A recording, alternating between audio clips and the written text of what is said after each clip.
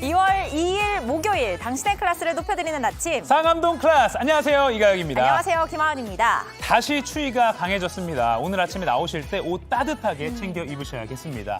또 그리고 영남 지방에 산불도 잇따랐다고요. 네, 맞습니다. 네. 어젯밤에 경북 울진군과 경남 함안군에서 산불이 났는데요. 네. 다친 사람은 당연히 없었지만 건조한 날씨가 이어지고 있기 때문에 당분간은 이 산불 계속 주의하셔야겠습니다. 네.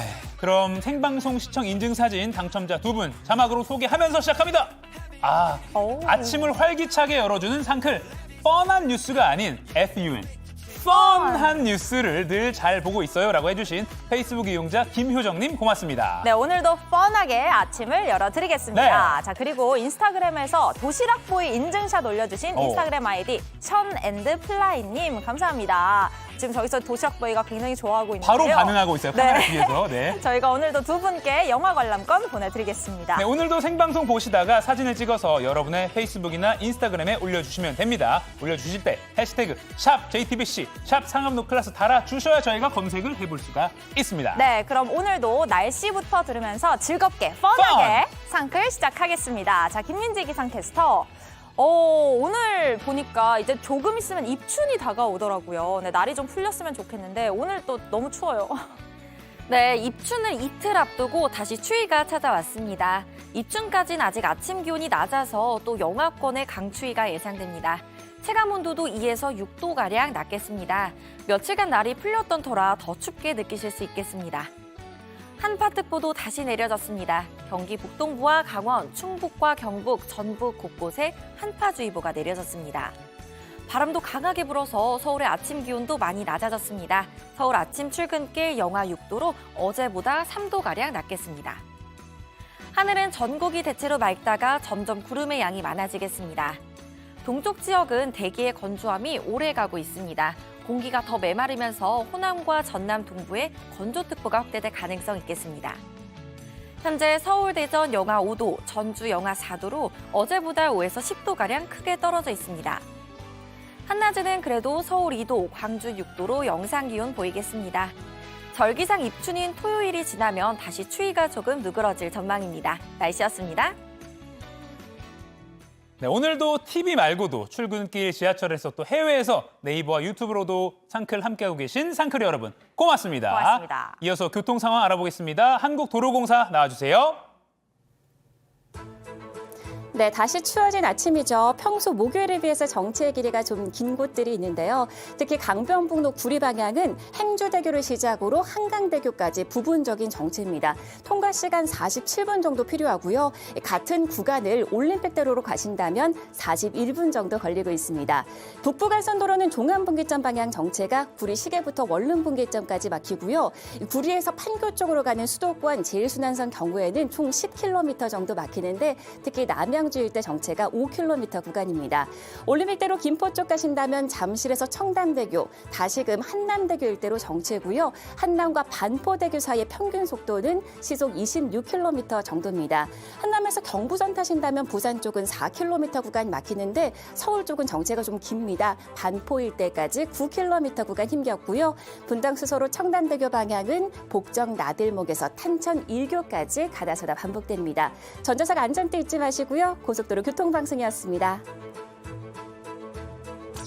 오늘 준비한 소식입니다. 미국 연준이 기준금리를 0.25% 올리며 인상 속도를 늦췄습니다.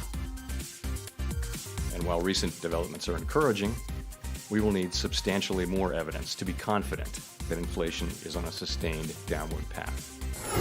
반도체를 중심으로 수출이 나빠지면서 우리 경제가 악순환에 빠질 거란 우려가 나옵니다. 가상화폐 거래소 빗썸의 실소유주로 알려진 강종현 씨가 횡령 혐의 등으로 구속됐습니다. 오늘부터 2월 임시국회가 열립니다. 여야 격돌이 예상됩니다. 머니클래스에서는 오늘 미국 기준금리 인상 배경과 향후 전망까지 자세히 짚어보고요. 상클라이프, BTS와 임영웅 콘서트를 극장에서 본다. 영화 소식 들어봅니다. 오늘 새벽 미국 기준금리가 0.25%포인트 올랐습니다. 시장은 연방준비제도가 이번 주에 금리 인상을 끝낼 거란 신호도 기대를 했었는데요. 연준은 인플레이션이 여전히 높다며 안심해서는 안 된다고 경고했습니다. 첫 소식 로스앤젤레스에서 홍희정 특파원이 보도합니다.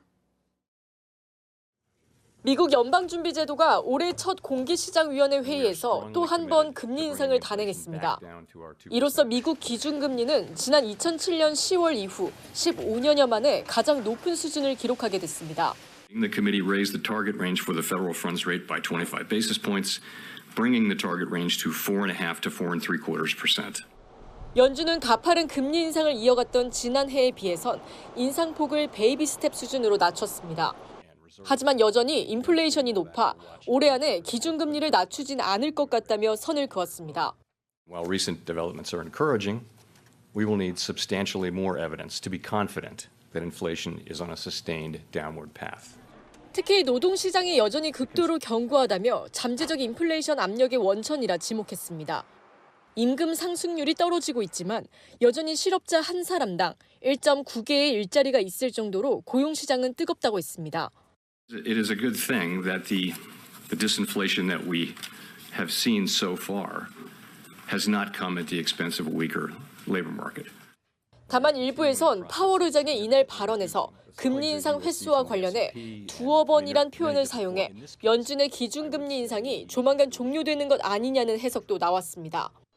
하락세였던 뉴욕 증시는 금리 발표 이후 일제히 상승 마감했습니다. 로스앤젤레스에서 JTBC 홍희정입니다. 우리나라 수출이 새해 첫 달부터 지난해 같은 달 대비 17% 가까이 줄었습니다. 세계 경기가 둔화되면서 반도체 수출액이 1년 전보다 반토막 났기 때문인데요. 상황이 이렇다 보니 국제통화기구 IMF는 올해 세계 경제 성장 전망치를 조금씩 올려서 조정하면서도 우리나라의 성장률은 계속 낮춰가고 있습니다. 김도훈 기자입니다. 462억 7천만 달러, 새해 첫 달 받아든 수출 성적표입니다. 지난해 같은 달에 비해 16.6% 감소한 것으로 나타났습니다. 수출에 한파가 불어닥친 건 우리나라 최대 수출 품목인 반도체가 계속 나빠진 탓이 큽니다. 글로벌 경기가 침체된 상황에서 메모리 반도체 가격은 떨어지고 수요는 줄어들고 있기 때문입니다. 반도체 수출 규모만 보면 올해 1월 수출액은 60억 달러로 1년 전에 비해 44% 넘게 줄었습니다. 특히 주요 교역국인 중국이 제로 코로나 정책을 쓰면서 수출액이 30%나 넘게 줄었습니다. 이런 탓에 삼성전자가 지난해 4분기 벌어들인 돈은 2,700억 원, 8조 원 넘게 벌었던 1년 전과 비교하면 97% 떨어졌습니다. SK 하이닉스 역시 10년 만에 처음으로 분기 단위에 영업 적자를 냈습니다. IT 업체가 재고가 늘어나 있고 가격이 하락할 수밖에 없는 상황에서 상반기 중에는 실적 반등이 어렵고 현재와 같은 불황이 지속될 것으로 그렇게 예상이 됩니다. 최대 규모의 데이터 센터를 운영하는 구글, 아마존, 메타 등 해외 기업의 상황도 풀려야 합니다. 수출은 부진한데 원유, 가스, 석탄 등 3대 에너지 수입은 계속 늘고 있습니다. 이 때문에 1월 무역 적자 규모는 관련 통계를 집계한 이래 역대 최대가 됐습니다. 한국은 수출로 먹고 산다는 말이 무색해졌습니다. JTBC 김도훈입니다.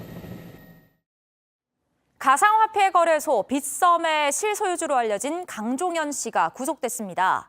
강 씨는 동업자와 공모해 주가를 조작하고 회사 돈 600억 원을 빼돌린 혐의를 받고 있습니다. 박민규 기자의 보도입니다. 갈색 코트 차림에 서류 뭉치를 든 남성. 국내 2위 가상화폐 거래소 빗썸의 실소유주로 알려진 강종현 씨입니다. 주가 조작 혐의 받으신 거 인정하세요? 하겠습니다. 증거인멸 본인이 지시했습니까? 아닙니다. 강 씨에 대한 구속영장 심사를 진행한 서울 남부지법은 오늘 새벽 영장을 발부했습니다. 측근으로 꼽히는 관계사 대표 조모 씨도 함께 구속했고 강 씨 지시로 회계 업무를 받던 또 다른 조모 씨 영장은 기각했습니다. 검찰은 앞서 이들에 대해 자본시장법상 사기적 부정거래, 즉 주가 조작과 배임과 횡령 혐의를 적용해 구속영장을 청구했습니다. 빗썸 최대 주주인 비덴트를 비롯한 관계사 3곳을 통해 회사 돈 600억가량을 빼돌리고 주가 조작과 전환사채 발행에 관여해 부당이득을 취했다고 본 겁니다. 강 씨는 2차례 조사에서 혐의를 모두 부인했습니다. 관계사에 자기 지분이 더는 남아있지 않아서 횡령 혐의와는 관련이 없고 정상적인 투자로 회사가 이득을 본 거라고 주장했다고 알려집니다. 하지만 검찰은 강 씨가 빗썸 관계사를 실소유하며 경영에 직접 관여해왔고 호재성 공시로 주가를 띄우는 과정도 주도했다고 봤습니다. 한편 빗썸 계열사에서 지난해 10월 압수수색을 앞두고 임직원 하드디스크와 CCTV 등 증거를 인멸한 임원이 최근 실형을 선고받기도 했습니다. 당시 비밀 사무실로 자료를 빼돌리기도 했습니다. 지난주까지는 있었죠? 근데 어제 다 뺐는데. 검찰은 구속된 강 씨와 함께 회사 돈을 빼돌렸다는 의심을 받는 강 씨의 친동생이자 관계사 대표에 대한 수사도 이어갈 계획입니다. JTBC 박민규입니다. 어젯밤 경부고속도로에서 음주운전으로 인한 추돌 사고가 발생해 운전자 1명이 다쳤습니다. 밤 9시 50분쯤 대전 경부고속도로 부산 방향 신탄진 나들목 근처에서 K7 승용차가 앞서가던 모닝 승용차를 들이받고 뒤집어지면서 옆 차선을 달리던 5톤 화물차의 적재함까지 들이받았습니다. 모닝 차량 운전자가 병원에서 치료를 받고 있는데요. 경찰 조사 결과 사고를 낸 50대 운전자의 혈중 알코올 농도는 0.07%로 면허 정지 수준이었습니다. 오늘부터 2월 임시국회가 시작되는 가운데 더불어민주당이 오늘 의원총회를 열고 이상민 행정안전부 장관 탄핵소추안 발의를 논의합니다. 당내에서 이재명 대표에 대한 검찰의 강도 높은 수사에 맞서 정부와 여당을 향한 공세를 강화해야 한다는 목소리가 커지고 있어 이 장관에 대한 탄핵소추안 발의 수순을 밟을 거란 관측이 우세합니다. 한편 2월 국회에서는 지난달 본회의에서 야권 단독으로 부의한 양곡관리법 처리와 작년 말 일몰된 추가 연장 근로제, 정부 조직법 등도 쟁점이 될 전망입니다.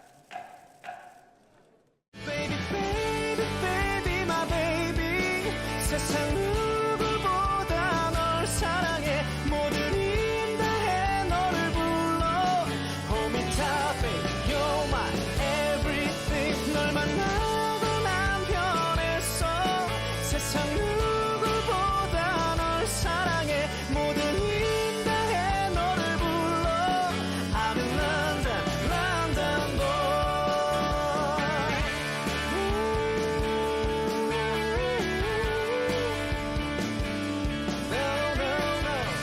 두 분 뽑아서 영화 관람권 드리는 생방송 인증샷 이벤트 오늘도 계속합니다. 여러분의 인스타그램이나 페이스북에 이 방송 보시는 장면 샵 JTBC, 샵 상암로 클래스 태그 달아서 올려주시면 됩니다. 오늘도 도시락 이슈 이도성 기자 그리고 월드클래스 이용주 캐스터 나왔습니다. 안녕하세요. 안녕하세요. 안녕하세요. 오늘 얼짱각도 포즈라고 하죠. 일명 이른바. 네, 오늘도 멋있는 도시락 보이 도시락 열어볼까요? 왜 당황을 하시죠? 아니, 별로 할 말이 없는 거야. 네. 그냥 할 말이 없으면 그냥 바로 넘겨주세요. 네, 왜 뭐라도 자꾸 하려고 그랬는데. 왜 한 마리를 더 하시려고 바로 가보도록 하겠습니다. 네. 바로 뒤집어 보겠습니다. 하나, 둘, 셋. 빠밤. 놓고 가면 살려준다. 오. 말다운 표현인데요. 이게 한 은행에 강도가 들었습니다. 이 돈을 들고 달아났는데 이 현금 3,700만 원을 아이고. 상당히 많죠. 훔쳤대요. 어떻게 됐을까? 영상 보면서 설명드리겠습니다. 네. 네, 검은 옷에 검은 모자를 쓴 저 남성 딱 봐도 좀 수상해 보이죠? 오토바이 내려서 은행에 들어가는데 막 직원들이 막 피하고 있잖아요. 저 남성이 흉기를 이렇게 휘두르고 있습니다. 위협을 하고 고작 1분 20초 만에 미리 준비한 가방에 돈을 쓸어 담고는 저렇게 도망쳤습니다. 어이구. 이게 어제 오전 충남 공주의 한 농협에서 벌어진 일이었어요. 이렇게 창고 안으로 들어가서 막 흉기를 막 휘두르는데 다친 사람은 없었으면 하네요. 네, 그러니 없어야겠는데요. 일단 본인이 다칠 수도 있는 상황에서 용감하게 뛰어든 직원이 있었습니다. 은행 직원이? 네, 은행 직원이 있었는데 영상 계속 보면서 설명드리겠습니다. 네, 강도가 보셨어요? 강도가 달아나려고 하니까 몸을 저렇게 던졌어요. 와. 오토바이를 넘어뜨렸죠. 근데 강도 또 도망가요. 그럼 또 따라가서 와. 저렇게 오토바이를 2번이나 넘어뜨렸습니다. 그러니까 그렇게 하는 모습을 보고 주변의 시민들도 도와주기 시작했어요. 세 번째 넘어뜨려서 시민들까지 합세해 또 넘어뜨렸습니다. 결국 강도는 오토바이와 돈가방을 버리고 도망쳤습니다. 이 용감한 직원 인터뷰 한번 들어보시죠. 아이고. 세 번째 밀었을 때 이제 차 사이로 이제 오토바이가 들어가면서요. 좀 많이 다쳤어요. 돈 놓고 가면 살려주겠다고 하니까 이제 범인이 이제 그 자리에서 도망을 갔어요. 저는 그 키워드 놓고 가면 살려준다가 강도가 한 말인 줄 알았는데 그러니까요. 저 직원분이 한 말이었어요. 완전 반전인데 근데 저 지금 저 강도 네. 잡긴 잡았어요? 네, 도망갔는데 얼마 가지 않아서 붙잡혔습니다. 이 강도가 들었을 때 긴급 신고 버튼을 눌렀거든요. 그래서 경찰이 곧바로 출동했고 아. 3번이나 넘어뜨리면서 시간을 끈 동안 경찰이 왔습니다. 그래서 한 200m 정도 떨어진 곳에서 검거가 됐다고 하고요. 그런데 이 농협 지점은 규모가 작아서 보안 요원이 따로 없었는데 네. 직원들이 이 돈을 지켜냈습니다. 와, 아니 대낮에 너무 대담한 강도짓을 한 거잖아요. 근데 도대체 왜 그런 건가요? 네, 이게 알고 보니까 또 이유가 있었습니다. 이 딱 돈 때문이었는데요. 이 40대 남성이 저지른 일입니다. 이 인터넷 도박을 했다가 빚 2억 원을 진 것으로 알려졌는데요. 오토바이도 훔친 거고 이 사흘 전부터 주변을 돌면서 범행을 계획했다고 합니다. 경찰은 이 남성에 대해 구속영장을 신청하고 이 검거에 도움을 준 직원과 그리고 시민들에게 표창장을 줄 예정이라고 합니다. 아무튼 뭐 돈을 지키는 우리 은행 직원들 위해서 박수 한번 치시죠. 멋있다. 와, 진짜 도와준 멋있어요. 시민들도. 시민까지. 시민들도 혹시 다. 위험할 수가 있었어. 그러니까 그래도 그래도 우려가 되긴 하는데 네. 그래도 안전을 이렇게 하면 안전을 하면서 유지하면서 아까 여러 발로 명이- 이렇게 오토바이 차시더라고요. 맞아요. 그래서 좀 멋집니다. 저는 그 주차 콘으로 시민들을 막 이렇게 던진 거. 때렸잖아요. 네네네. 너무 멋있습니다. 손에 잡히는 거 다 해야죠. 맞아. 아무튼 이런 짓 하지 마세요. 도박빚 안 됩니다. 다음 도시락 보여주시죠. 네, 다음 도시락 바로 뒤집어 보겠습니다. 가겠습니다. 하나, 둘, 셋. 빠밤. 네, 집중 안 하니? 물음표인데요. 제가 이도성 기자한테 평소에 자주 하는 얘기. 자주 듣는 말인데 이게 한 학원에서 벌어진 일입니다. 한 학원 강사가 수업 중에 학생에게 주먹을 날렸어요. 영상 준비했는데 조금 충격적인 장면 나오거든요. 마음의 준비하고 같이 보시죠. 예.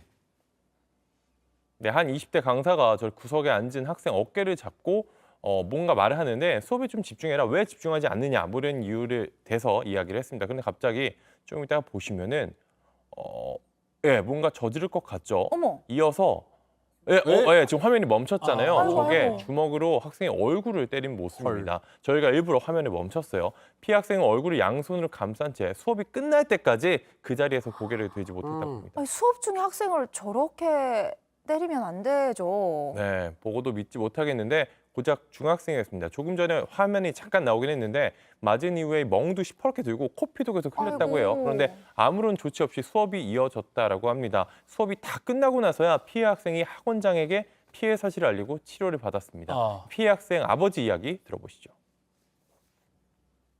훈육이 아니고 그 폭행입니다. 부러진 것을 보니까 가슴이 찢어집니다. 책상에 엎드려 있는 아이를 방치하고 이 공포 분위기 속에서 다른 친구들도 아무 말도 못하는 상황. 이런 시간을 30분을 네, 병원에 가보니까 코뼈가 부러졌다는 아이고. 진단을 받았다고 합니다. 아이고 이게 너무하는데 보고 있으니까 너무 화가 나서 지금 뭐라고 말을 해야 될지 모르겠어요. 근데 사실 그 선생님이라는 분은 뭐 20대였던 거고 중학생을 어떻게 이렇게 때릴 수가 있는지 모르겠는데 결국 저 강사는 그 이유가 뭐라 그래요? 이게 본인은 어떻게 해명을 했습니다. 이 행동에 대해서 해명을 했는데 주의를 주려한 상황이었는데 학생이 장난을 치는 듯 웃으면서 밀치니까 순간 욱해서 한 대 때렸다 이렇게 설명을 했습니다. 그리고는 본인도 좀 어쩔 줄 몰라서 아무런 조치를 못했다는 건데요. 저렇게 시퍼렇게 멍이 들었죠. 자신의 잘못이고 어떤 상황에도 정당화될 수 없다면서 사과 의사를 전했다고 합니다. 일단 학원은 관뒀고요. 이 경찰이 수사를 하고 있는데 아동학대 등의 혐의로 조만간 불러 조사할 예정이라고 합니다. 아무리 그래도 이런 일이 없어야겠고 그 중학생이 또 마음의 상처까지 얻었을 텐데 그것도 빨리 좀 회복이 됐으면 좋겠습니다. 다음 도시락 보여주시죠. 네, 세 번째 도시락도 바로 가보도록 하겠습니다. 네. 뒤집어겠습니다. 하나, 둘, 셋. 빠밤. 네, 출근 안 했다 말다운표인데요. 네. 한 TV 경연대회 우승자 출신인 래퍼 나플라라고 있습니다. 이런 사람이 네네네. 있는데 이 사람 관련 소식입니다. 서울 남부지검이 이 나플라에 대해 병역법 위반 혐의로 수사하고 있다고 합니다. 병역법 위반 요새 나오는 뭐 그 연예계 그 소식인가요? 네, 맞습니다. 비슷한 소식인데 지난 2021년 2월 서초구청 사회복무요원으로 소집이 됐는데요. 우울증 치료 등을 목적으로 여러 차례 복무를 연기하는 분할 복무를 신청했다고 합니다. 이 검찰은 이 복무 부적합 심사를 받는 방식으로 병역을 회피하려 했다고 의심하고 있습니다. 아니 병역 회피는 사실은 이 논산 흘려서 조교 출신인데 이거의 앵커가 이거 용납을 못할 것 같아요. 그렇죠. 벌점 강하게 부여하겠습니다. 그리고 또 저는 이제 사회복무요원의 선배로서 이거는 참을 수가 없습니다. 열심히 해야죠. 근데 분할봉모라는 게 있는 줄 전 지금 오늘 뭘 알았어요. 썼어요? 그게 뭐야? 모르셨어요? 네. 그런 거 있다고 하더라고요. 저도 그래요? 찾아보니까 있었는데 이 사회복무요원은 좀 현역과는 다르게 이 심사를 통해서 일시적으로 근무를 중단할 수가 있습니다. 모르셨군요. 전혀 몰랐어요. 몰랐어요. 이 나플라는 모두 7차례에 걸쳐 18개월 정도를 연기한 것으로 알려졌습니다. 이 2차례 복무 부적합 신청도 냈지만 이건 받아들여지지 않았다고 합니다. 근데 나플라 소속사 대표가 그 라비 맞아요.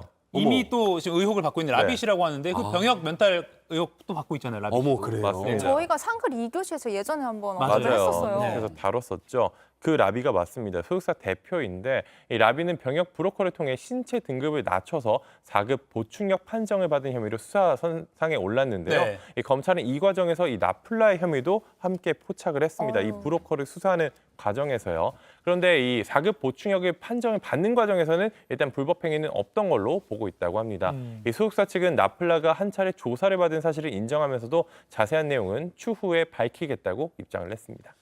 다시 한번 말씀드리지만 이 국방의 의무는 헌법에도 나와 있습니다. 그럼요. 좀 지켜주십시오. 네. 다음 도시락 마지막 보시죠. 네, 네 번째 도시락. 네. 네 개 나오네요. 마지막인지 어떻게 하시고 마지막이라고 뒤집어보겠습니다. 하나, 둘, 셋. 빠밤. 이런 게 날벼락 물음표가 나왔습니다. 요즘 온갖 요금 너무 많이 올랐어요. 저희 집 난방비가 너무 많이 올라갖고 너무 힘든데 그런데 이 와중에 한 아파트 주민이 그야말로 수도요금 폭탄을 맞았습니다. 아이고. 사진 먼저 보여드릴게요. 네, 한 아파트 관리사무소에 올린 공지인데 한 세대에서 수도요금이 650만 원이 나왔대요. 네? 650만 원. 아니 그게 가능한 이게 일인가요? 6만 5천 원, 6만 5천 원도 좀 많아요. 네. 근데 65만 원도 아니고 650만 원이 잘못된 거겠죠. 이게 뭔가 이유가 있었는데요. 일단 결국 입주자 대표 회의에서 회의를 해서 분할 납부 12개월 동안 나눠서 낼 수 있도록 결정을 했다고 합니다. 아니 근데 650만 원이면 솔직히 집에다가 이게 작은 연못을 만들어도 돈이 남을 것 같은데. 맞아요. 그죠? 아이고. 아니, 어떻게 저런 요금이 나왔습니까? 일리가 있습니다. 연못을 만들어도 사실 남을 만한 물이었습니다. 예. 이게 해당 세대가 오랫동안 집을 비웠는데요. 그런데 그동안 세탁기 온수 호스가 빠져 있었대요. 그러니까 물이 줄줄 샜던 거예요. 그동안 빠져나간 물이 무려 1,108톤이라고 아이고. 합니다. 야, 1,108톤이면은 이 스튜디오 전체 채울 수 있을 것 같은 그런 가늠도 안 되는 그런 양입니다. 아니 새도 너무 많이 샜는데 이거 어떻게 해야 돼요? 이거 참 이게 문제죠. 사실 네. 이게 원래 세탁기는 이 자동적으로 물이 잠기게 돼 있잖아요. 그래서 이제 수도꼭지를 좀 열어놔요. 저희 집도 열어놨는데 이 수위 조절하는 센서가 있어서 필요한 양의 물이 들어오면은 급수 밸브 전원이 저절로 차단이 됩니다. 그래서 알아서 조절을 해주기 때문에 수도꼭지 열어놓는단 말이에요. 근데 이게 빠졌던 거예요. 네. 만약 이거를 닫아놓으면은 물이 안 들어오거든요. 그래서 할 때마다 열었다 닫았다 해야 되는 거 귀찮아서 그렇게 해놓는데 이게 연결된 호수가 빠지면서 물이 아주 줄줄 샜던 겁니다. 그러니까 세탁기와 연결된 그 호수가 네, 호수 거기가 빠져서 빠졌다는 거죠. 아하. 수도꼭지 열렸으니까 물이 계속 나왔던 건데요. 저 이거 소식 듣고 깜짝 놀랐어요. 저도 집에 가서 한번 점검해 보려고요. 저도 집에 와서 세탁기 연결된 호수 다시 한번 꽉 끼고 이렇게 해봐야겠네요. 아이고. 알겠습니다. 점검 여러분도 한번 하시면 좋겠습니다. 오늘도 잘 들었습니다. 바로 월드 클래스로 넘어가 볼까요? 예. 굿모닝 대한민국. 자, 최근에 호주 굉장히 여름인데요. 이 호주를 들썩인 사건이 있었습니다. 자, 호주의 한 광산 회사가 방사성 물질인 세슘 137이 든 이 캡슐을 운송 과정에서 도로에 잃어버린 건데요. 그런데 그 캡슐 크기가 손톱 크기였습니다. 네, 워낙이 위험한 캡슐이다 보니까 사람들이 걸어서 무려 1,400km에 달하는 고속도로 전체를 이렇게 훑기 시작했습니다. 대단하다. 그런데 수색 엿새 만에 도로 옆 2m 떨어진 곳에서 기적적으로 찾아냈습니다. 다행이네요. 예, 호주 정부도 이 감격을 감추지 못했는데 직접 들어보시죠. Locating this object was a monumental challenge.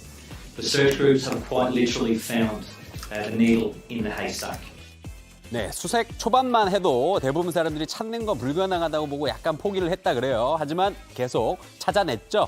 손톱 크기의 캡슐이 도로에 떨어진 뒤에 이 다른 차량의 타이어에 박혀서 수백 킬로미터 떨어진 곳으로 옮겨갔을 가능성도 있다고 봤었는데 다행히도 도로 인근에 있었습니다. 다행이에요. 예, 이 캡슐은요, 반경 1m 내에 1시간만 있어도 엑스레이에 10번 노출된 것과 같은 수준의 방사선에 노출된다고 하는데요. 위험하네요. 예, 너무 위험한 물질인데 호주 국민 여러분, 이제는 안심하셔도 될 것 같습니다. 네. 자, 다음 소식 넘어가 볼까요? 자, 먼저 화면부터 보시겠습니다. 자, 한 행사장에서 남성 2명이 막 종이 벽돌 같은 걸 옮기고 있어요. 그리고 이 성인 남성의 키를 넘을 정도로 지금 높은 탑 보고 계시죠? 네. 이게 뭐냐면요. 여러분 놀라지 마십시오. 저게 다 돈입니다. 돈이에요? 네, 돈이 많이. 중국의 한 크레인 제조회사가 무려 111억 원을 현금으로 이렇게 쌓아두고 직원들에게 성과급을 지급해서 화제입니다. 돈의 높이가 무려 2m였다고 하는데요. 직원들이 양팔 가득 돈 뭉치를 들고 가는 모습 지금 보이시죠? 가장 높은 성과급을 수령한 직원 3명은 무려 모두 9억 2천만 원을 전액 현금으로 받았다고 합니다. 저 지금 너무 부러워서 말이 잘 안 나와요. 최우수 직원의 보너스는 여럿이 함께 옮겨야 할 정도로 많았다고 하네요. 야, 근데 저런 장면, 야. 어떻게 돈으로 탑도 아니고 피라미드를 쌓아놨는데 그죠? 꿈도 못 꿔봤어요, 저는. 저런 꿈은 거. 꿀 수 있어요. 지금 막 우리 열심히 꿈 꿉시다. 자, 근데 이 회사는 또 직원들에게 정해진 15분 안에 이 돈을 세면 또 그걸 모두 가져가는 뭐 이런 대회도 열었어요. 야, 뭐야? 지금 테이블 위에 돈을 펼쳐놓고 있는데 저게 모두 22억 원이라고 하더라고요. 자, 이 세상에서 가장 긴장되는 대회, 올림픽 월드컵보다 긴장되는 대회가 저곳에 열린 거죠. 영상이 공개된 이후에 이 회사는 200통이 넘는 입사 문의가 쇄도한 걸로 알려져 있습니다. 회사 홍보는 제대로 한 것 같은데 저 회사 뭐 나쁜 짓 하는 회사는 아닌 거죠? 네, 그런 건 아니고 그냥 평범한 내기업이었다 그래요. 진짜요? 네, 크레인 이런 뭐 각종 광산 장비를 연구 개발하는 회사로 4개 산하기업의 직원만 5천 명에 달하는 회사라고 합니다. 직원 평균 급여도 매년 30%씩 올려줬다고 하는데요. 요새 물가가 워낙 고공행진하면서 다들 지갑이 얇아지다 보니까 이 회사 직원들이 아주 매우 부러운 아침입니다. 부럽네요. 여러분 부자 되시고요. 자, 계속해서 인터넷과 소셜미디어에서 화제가 된 소식 전해드리겠습니다. 네. 자, 미국 한 동물원에서 기이한 사건들이 연달아 발생하고 있습니다. 실종, 살해, 훼손. 이 미스테리한 동물원으로 함께 가보시죠. 자, 이거 너무 깜찍하죠? 네. 입가에 털이 심쿵 포인트인데요. 지금 미국 텍사스주 댈러스 동물원에 사는 귀염둥이 황제 타마린 원숭이입니다. 그런데 말입니다. 하루아침에 사라졌어요. 그것도 2마리나 말이죠. 아니, 뭐 가족 영화인 줄 알았는데 갑자기 왜 스릴러예요? 네, 이 사건의 전말을 들여다봐야겠죠. 먼저 이 황제 타마린 원숭이로 말하자면 멸종 위기종입니다. 지금 개체수가 팍 줄었대요. 귀한 몸이라고 하더라고요. 그런데 밤사이에 없어졌고 누군가 고의로 우리의 구멍을 뚫으니 정황이 포착됐습니다. 납치됐을 가능성을 염두에 두고 경찰까지 나서서 찾느라 한바탕 소동이 일었는데요. 한 시민의 제보로 텍사스주 외곽의 한 폐가 안에서 2마리를 다 찾았다고는 합니다. 아유, 다 찾아서 다행이에요. 그런데 이야기가 여기서 끝이 아닙니다. 이 동물원에서는 이전에도 이 유사한 사건이 발생한 적이 있습니다. 똑같이 멸종위기종인 지금 보시는 주름 민무늬 독수리가 상처를 입고 죽은 채 발견됐고요. 또 구름표범 한 마리도 똑같이 이 훼손된 우리를 통해서 탈출했다가 하루 만에 또 포획되기도 했습니다. 한 달 사이에 무려 4번이나 불미스러운 사건이 잇따른다는 게 사실 좀 이상하잖아요. 네, 이상해요. 네, 우연이라고 보긴 좀 어렵죠. 경찰이 뭐 수사를 하고 있나요? 네, 수사를 하고 있는데 경찰은 동물원 보안 카메라에 잡힌 이 수상한 행적의 남성 유력한 용의자로 보고 있습니다. 사건에 연루된 동물들이 모두 희귀종이거나 멸종 위기종이었던 점 때문에 아무래도 이게 계획된 범죄가 아닐까라고 판단을 하고 있고요. 동물원 측이 거액의 현상금까지 내걸었다고 하니까 수사에 속도를 낼 수 있을 것으로 보입니다. 자, 다음 소식 이어서요. 자, 연인이 손을 맞잡고 춤을 추고 있습니다. 밤거리를 배경으로 참 낭만적이죠? 네. 라라랜드의 한 장면 같아요. 맞아요. 그런데 이렇게 춤추고 영상을 찍어서 소셜미디어에 올렸다가 체포됐습니다. 체포가 됐어요? 뭐 저걸 찍었다고 왜 체포가 돼요? 연인들이 춤을 춘 이곳이 바로 이란의 수도 테헤란인데요. 여성이 지금 히잡도 안 쓰고 긴 머리를 늘어뜨리고 있죠. 게다가 이런 헌법에 따르면 여성의 공공장소에서 남성과 춤을 추는 건 음란 행위로 해석된다고 합니다. 음란 행위? 네, 그래서 아주 이 중형이 내려졌어요. 각각 징역 10년 6개월. 너무 심각하게 받은 건 아닌가 싶은데 너무 길어요. 게다가 2년간 소셜미디어도 못하게 됐습니다. 출국 금지 처분까지 받았고요. 아니 춤 저렇게 아름답게 커플이 췄다고 10년 넘게 징역형을 살아나니까 이해가 저는 솔직히 안 되거든요. 네, 일단 당국이 내린 혐의는 부패와 매춘 조장, 반체제 선전입니다. 네. 근데 사실 이 정부의 속내는 따로 있는 걸로 보여요. 지난해부터 이란 전역에서 여성 인권 향상을 부르짖는 반정부 시위가 이어지고 있지 않습니까? 그렇죠. 네. 시위 참여자가 정부에서 금지한 여성들의 춤과 노래를 통해서 간접적으로 정부 비판의 목소리를 내고 있다고 합니다. 이 커플의 영상만 봐도 말이죠. 시위에 대해서 직접적으로 언급을 하진 않았지만 여성이 히잡을 안 썼죠. 네네. 하지 말랬는데 대놓고 또 공공장소에서 춤을 췄죠. 이게 다 정부 체제에 저항하는 의미 아니겠느냐. 이 점에서 이 이란 정부가 강경 대응한 것으로 풀이되고 있습니다. 그러니까 시위대한테 좀 본보기를 삼아서 더 세게 처벌을 한 것 같아요. 예, 춤 한 번 췄을 뿐인데 10년도 넘는 옥살이라니 이란을 살아가는 젊은 청춘들이 치르기엔 너무 가혹한 대가 아닐까 그러게 싶습니다. 말이에요. 이란 청년들 힘내십시오. 지금까지 월드클래스였습니다.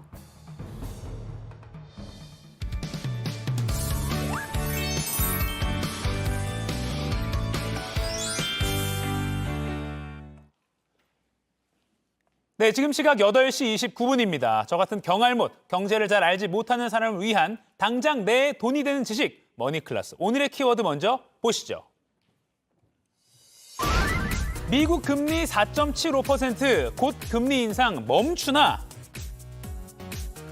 미국의 기준금리를 결정하는 올해 첫 연방공개시장위원회 회의와 파월 의장의 기자회견이 오늘 새벽 막 끝났습니다. 베이비 스텝, 그러니까 기준금리 0.25%포인트 인상을 결정했죠. 이번 회의에서는 금리 인상 속도 조절과 함께 금리 인상 종료에 관한 연준의 의견이 나올 거라고 시장은 기대를 했는데요. 과연 어떤 얘기가 나왔는지 또 이번 결정이 우리 경제에 어떤 영향을 미칠지 전문가와 함께 짚어보겠습니다.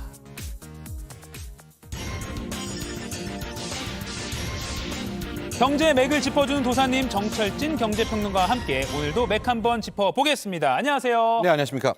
새벽에 지켜보는 분들 많더라고요, 온라인으로요. 근데 미국 기준금리 상단이 4.75%, 그러니까 구간으로 표시하면 4.5%에서 4.75% 이렇게 됐는데 이게 뭐 16년 만에 15년 만에 가장 높은 금리 수준이다라고 하는데 어쨌든 인상 속도는 좀 더뎌졌습니다. 네. 근데 예상하신 대로죠? 그렇죠. 인상폭 0.25%포인트였었고요. 우리가 이걸 그때도 배웠지만 베이비 스텝이라고 하지 않습니까? 아마 거의 시장 참여자들의 98%, 99% 예상대로 일단 베이비 스텝 0.25%포인트 인상을 했습니다. 그래서 표에 보시는 것처럼 결과적으로 이제 미국의 기준금리의 상단선은 4.75%가 됐고요. 자, 왜 이렇게 그동안에 급격하게 올렸는데 이달에는 0.25%포인트 인상폭이 줄었느냐? 네. 뭐 여러분도 아시다시피 물가 상승률, 인플레이션이 빠르게 떨어지고 있는 것을 확인했기 때문입니다. 작년 여름에는 미국의 소비자 물가 9%에 달하지 않았습니까? 네. 이게 8%, 7%, 그리고 바로 지난달에는 6.5%까지 떨어졌고요. 연준이 보는 또 다른 물가 지표, 여기 이제 품목이 많습니다. 네. PCE 물가 지표라고 하는데 이것은 5%까지 떨어졌거든요. 아마도 인플레이션이 아직도 높죠. 뭐 6.5든 5%든 높지만 이 추세로는 잡히고 있는 추세이기 때문에 연준도 역시 0.25%포인트 인상으로 가닥을 잡았습니다. 네, 말씀하신 PC는 이렇게 좀 내려가서 5%포인트, 5%. 그렇습니다. 그렇군요. 이번 연준 회의 앞두고 시장이요. 금리 인상 중단, 이게 좀 어떻게 나올까? 네. 파월 의장의 입에 많이 주목을 했습니다. 근데 파월 연준 의장이 뭐라고 했냐면 기자회견에서 적절한 시점까지는 금리를 계속 올릴 거다 이렇게 얘기를 했는데 오늘 발언들이 많이 나왔거든요. 네. 어떻게 좀 해석할 수 있을까요? 제가 총평을 하자면요. 제롬 파월 연준 의장 달라진 것이 하나도 없었습니다. 기존의 매파적 발언을 이어갔고요. 성명서 내용과는 다르게 또 역시 기자회견에서는 역시 그의 특유의 매파적 발언을 이어갔으나 결론부터 말씀드리면 시장은 파월의 말을 믿지 않았다. 파월을 쳐다보지 않았다. 이렇게 보면 될 것 같습니다.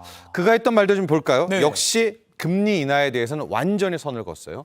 올해 금리 인하는 없다. 아예 금리 인하 생각지도 말아라 얘기도 했고요. 네. 아직도 인플레이션은 심각하다. 그리고 그가 늘 말하는 갈 길 멀다라는 이야기도 또 했습니다. 네. 자, 그런데 저 세 번째 저 부분인데요. 물가 둔화. 이제 영어로 하면 disinflation. 인플레이션이 완화됐다라는 첫 이야기를 한 거예요. 그러면서 처음으로 이야기하지만 저 물가 둔화가 일단은 보이는 것 같아. 그런데 저 말로 끝난 게 아니에요. 그러나 아직도 여전히 높고 가야 할 길은 높다라고 이야기는 했는데 네. 시장은 딱 저 단어 하나에 꽂힌 거죠. 아니? 디스인플레이션을 말해? 물가 둔화를 이야기해? 저 하나만 바라본 거고요. 뭐 저 뒤에 또 얘기하겠지만은 이제 데이터에 근거하겠다. 뭐 물가가 더 떨어지면 금리도 높일 필요는 없다. 금리 뭐 긴축 기조가 달라질 거 없다. 이야기는 원론적인 건 했지만 계속 말씀드리지만 파월의 이야기는 매파적이었었고요. 현재 여기 통화 긴축을 완화로 바뀐다면 부작용이 더 크다. 그러니까 긴축적인 통화 정책 이어가겠다. 금리 인상도 이어가겠다는 얘기를 또 한 거예요.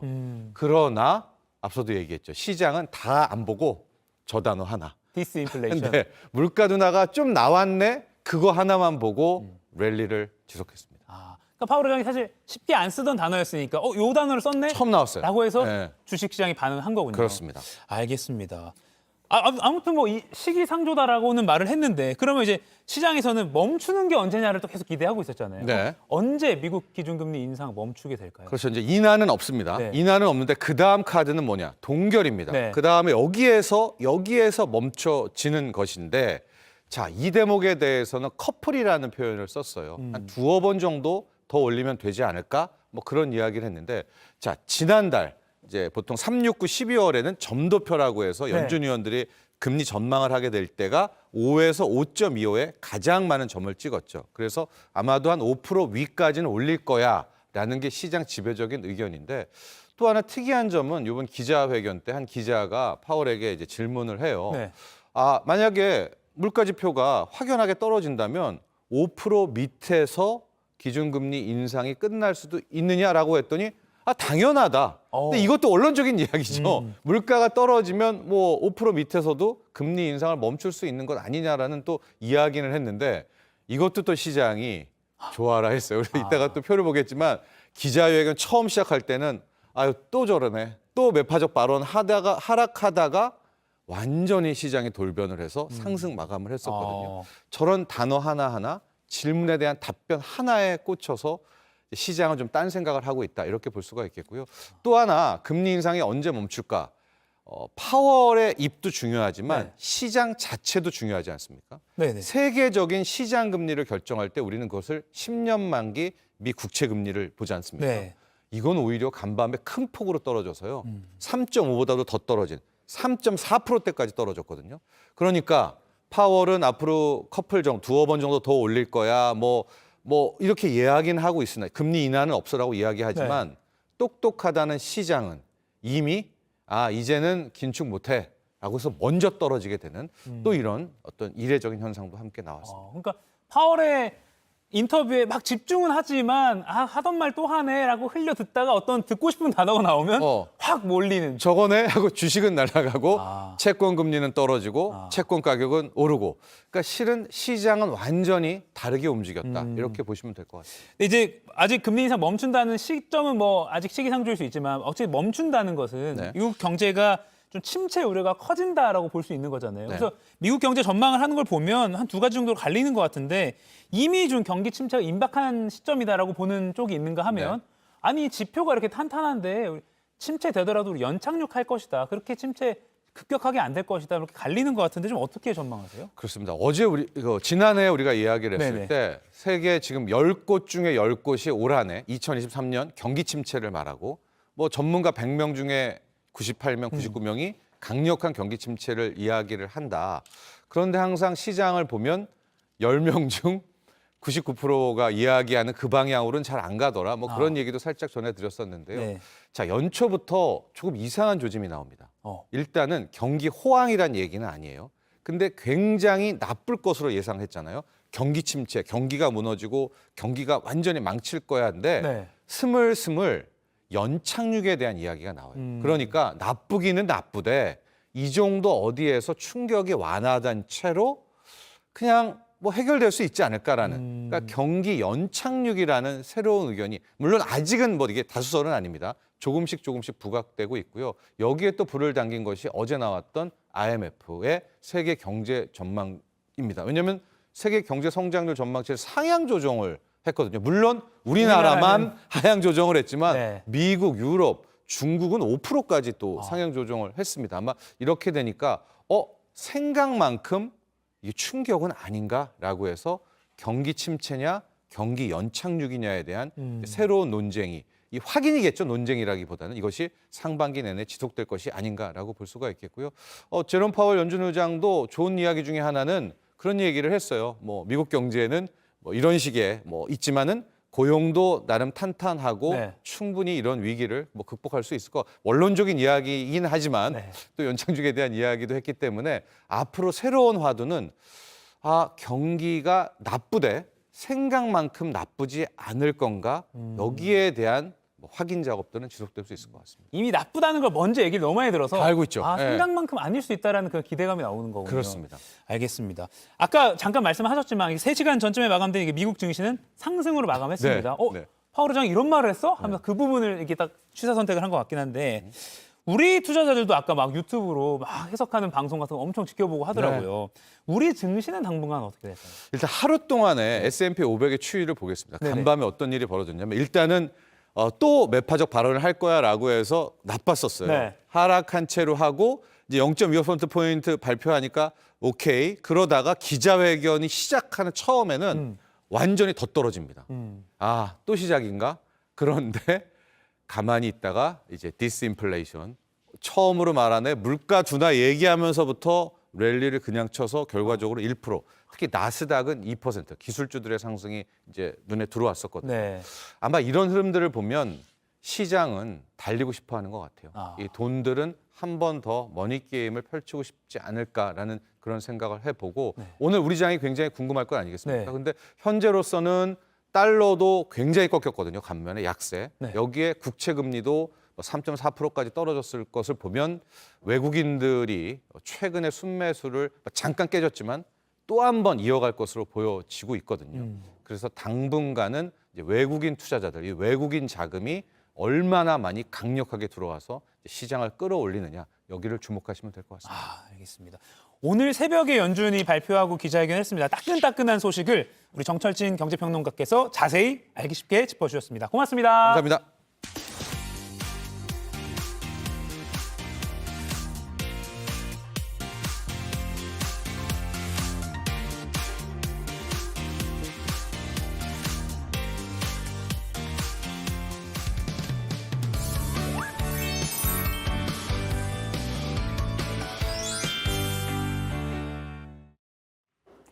상클 라이프 목요일 아침엔 극장 개봉작부터 OTT 시리즈까지 다양한 작품 소식 전해드립니다. 베테랑 영화 저널리스트 더스크린의 박혜은 편집장님 나와 계십니다. 안녕하세요. 안녕하세요. 네, 안녕하세요. 자, 오늘은 신나게 즐길 수 있는 작품들을 준비하셨다고 하는데요. 첫 번째 작품부터 바로 살펴보죠. 네.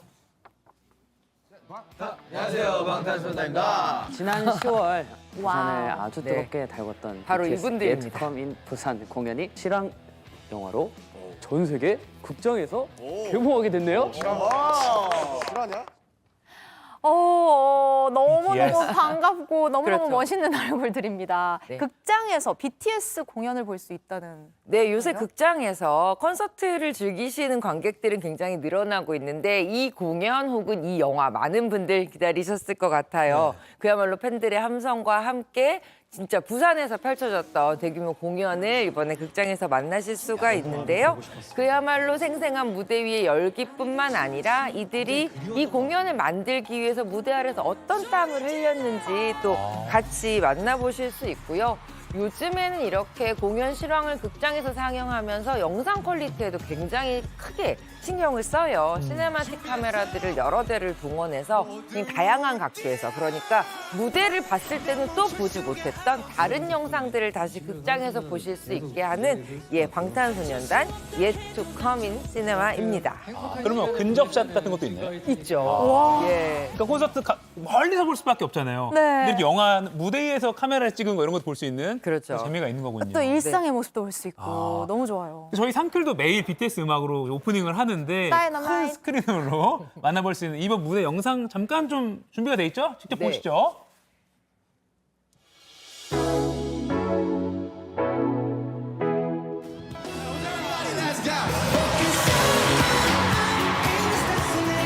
그러네요.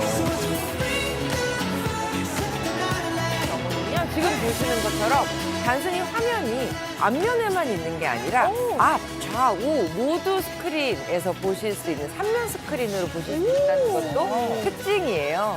그러니까 2D 스크린을 통해서 좀 더 영화에 집중하시는 분들 아니면 그 공간에 직접 와 있는 것처럼 이 3면 스크린을 즐기시는 분들 혹은 4DX까지 굉장히 다양한 포맷의 극장에서 작품을 즐기실 수 있습니다.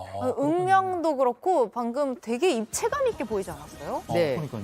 맞죠. 그리고 또 잠깐 보시는 것처럼 이 응원봉을 이용해서 직접 콘서트에 참여하는 것 같은 이런 경험형 콘텐츠도 만들 수 있습니다. 요거는 일반관은 아니겠네요, 그렇죠? 예, 맞습니다. 특수관이에요. 요새는 확실히 극장을 가시는 관객들이 컨텐츠 자체도 중요하지만 내가 극장에서 어떠한 경험을 하느냐 굉장히 중요하게 생각하시더라고요. 네. 그래서 이런 특수관에서의 관람을 선호하시는 경향들이 높아지고 있어요. 예전에 그 왜 싱얼롱관이라고 네, 맞아요. 그런 따라 부르는 극장이 있었잖아요. 여기서도 많은 분들이 함께 부르면서 즐길 수 있을 것 같아요. 그러네요. 또 마스크 의무 해제됐으니까 네. 그럴 수도 있겠네요. 네. 우리 다음 작품도 안방에서 즐길 수 있는 콘서트 가지고 오셨다고. 어떤 아티스트인가요? 네, 이번엔 또 다른 결을 가지고 있는 대형 아티스트입니다. 대형? 이번에는 임영웅의 뮤지션의 임영웅의 I'm Hero의 공연 극장에서 만나보실 수 있습니다. 2023년 개묘년을 맞아서요. 임영웅 콘서트인 I'm Hero의 앵콜 공연이 OTT, VOD 서비스로 제공이 돼서 집에서 편하게 또 만나보실 수가 있는데요. 단 이틀 만에 무려 36,000명의 관객을 불러들인 이 임영웅 뮤지션의 I'm Hero로 앵콜 서울 공연 실황을 담은 작품이고요. 좀 전에 말씀드렸던 것처럼 방탄소년단의 공연처럼 임영웅 뮤지션의 공연도 굉장히 다양한 앵글, 극장에서만 보실 수 있는 시네마틱한 화면으로 콘서트를 즐기실 수 있다는 게 굉장히 중요한 강점입니다. 그러니까 OTT 채널로도 볼 수 있고 극장으로도 네, 만나볼 수 있는. 맞습니다. 네. 두 채널에서 다 볼 수 있군요. 네, 아니 또 집에서 편안하게 즐길 수 있다는 장점이 또 있을 것 같아요. 네. 이번에 VOD가 나오고 나서 이제 3월에는 아까 말씀드린 것처럼 방탄소년단처럼 스크린 X 같은 특수관에서 또 이 공연을 더 크게 보실 수 있는 재미도 즐기실 수 있을 것 같아요. 그러니까 먼저 집에서 편안하게 한번 보시고 이제 한 날씨 따뜻해지면 3월쯤 극장으로 가서 이 뮤지션들을 만나볼 수 있는 기회도 많을 것 같습니다. 아니 근데 좀 보면 공연장이 아니라 이렇게 극장에서 콘서트 보는 게 요즘 점점 늘어나고 있는 것 같은데 이게 이런 트렌드가 좀 앞으로 늘어날 거라고 전망하세요? 네, 극장에서 앞으로는 이런 콘서트뿐만이 아니라 다양한 무대 공연들을 즐길 수 있는 콘텐츠 많아질 것 같아요. 오케스트라 같은 것도 보고. 그렇죠. 가까이에는 사실 코로나 팬데믹 이후에 공연장을 가실 수가 없어서 이렇게 바깥에서 즐길 수 있는 공연을 극장에서 보는 경우들 많았는데 앞으로 점점 다양해지는 콘텐츠들을 극장에서 만날 수 있도록 프로그래밍을 고민하고 있는 것 같더라고요. 네. 그리고 약간 K 컨텐츠에 대한 인기 덕분에도 이런 게 늘어난 것 같기도 해요. 맞습니다. 전 세계에서 K 컨텐츠를 누구나 비슷한 환경에서 즐길 수 있는 데가 어디냐라고 보시면 극장이라고 또 말씀드릴 수 있잖아요. 전 세계 K 컨텐츠의 열기가 OTT뿐만이 아니라 다양한 문화적 경계를 또 허물고 있는 것 같네요. 네. 또 콘서트에 다녀온 분들 이 감동을 또 다시 느낄 수 있고 그리고 못 가서 아쉬웠던 분들은 집에서 편하게 즐기거나 아니면 아주 큰 대형 화면으로 즐길 수 있고 아주 다양한 장점이 있는 것 같습니다. 그러면 마지막으로 소개해 주실 벌써 작품도 마지막이에요? 만나볼까요? 오늘 마지막으로 소개해드릴 작품은 극장에서 보실 수 있는 작품인데요. 바빌론이라는 제목의 작품입니다. 감독 이름 외우기 쉽지 않은데 들으시면 하실 거예요. 바로 라라랜드 위플리시의 데미안 셔즐 감독의 신작입니다. 제목처럼 이 바빌론 할리우드 20년대를 배경으로 하는 작품인데요. 왜 바빌론이냐면 당시 할리우드가 이렇게 화려한 환락의 도시다라는 뜻으로 바빌론인이라는 별칭으로 불렸다고 합니다. 1920년대 캘리포니아를 배경으로 해서 이 할리우드에서 정말 탑스타가 되고 싶은 꿈을 가지고 모여든 사람들의 그 불나방 같은 이야기를 아름다운 영상과 음악에 담고 있습니다. 지금 잠깐 이 영상 흘러가는 것만 봐도 번쩍번쩍하고 막 음악 나오고 막 효과가 장난이 아닌 것 네, 같아요. 휘황찬란했어요. 말씀하신 대로 라라랜드 위플래시 감독이라면 역시 이번 영화도 음악을 즐기는 재미도 굉장하겠네요. 빼놓을 수 없죠. 어떻게 보면 음악을 만들기 위해서 이분은 영화를 만드시는 게 아닌가 싶을 정도로 이번에도 저슨 허위츠 감독과 함께 무려 3년간 영화 음악을 함께 만들었다고 합니다. 적재적소에 어떤 음악이 들어가는지도 중요하지만 음악에서 또 영감을 받아서 시나리오를 바꾸기도 했고요. 그래요? 예, 이렇게 밀착되어 있는 음악과 이야기는 이번에 골든글로브에서 또 음악상 수상이라는 결과를 낳기도 했습니다. 증명됐군요. 진짜 말 그대로 음악을 만들기 위해서 영화를 만드시네요. 근데 귀는 당연히 즐거울 것 같고요. 지금 다양한 배우들 나오는 모습 이렇게 보니까 눈도 즐거울 것 같아요. 네, 화려한 배우들이 데이미언 셔젤 감독의 부름에 총 출동했습니다. 네. 우선 주인공 역은 마고 로비가 맡았고요. 그리고 브래드 피트, 디에고 칼바, 그리고 아데포, 리준리, 토빈 맥과이어까지 굉장히 다양한 할리우드의 그야말로 난다긴다 연기자라는 배우들은 다 모였다고 보실 수 있는데요. 이 작품 안에서 모든 캐릭터가 굉장히 매력적이라는 점 때문에 배우들이 인지도뿐만 아니라 그 인지도를 넘어서는 새로운 개성 있는 얼굴들을 만나보실 수 있다는 거 꼭 말씀드리고 싶고요. 이 작품에서 아마 새로운 스타가 될 디에고 칼바의 연기 기대해 주셨으면 좋겠습니다. 디에고 칼바.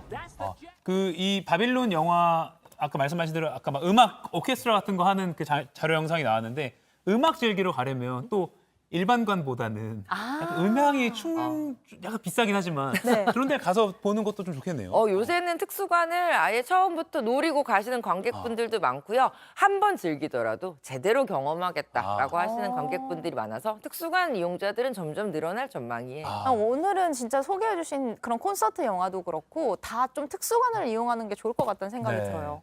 기대해 보겠습니다. 극장에서 즐기는 콘서트부터 음악 영화까지 어깨를 들썩들썩 같이 해볼까요? 들썩들썩하게 만드는 작품을 만나봤습니다. 오늘 내용은 여기까지입니다. 박혜은 편집장님 고맙습니다. 고맙습니다.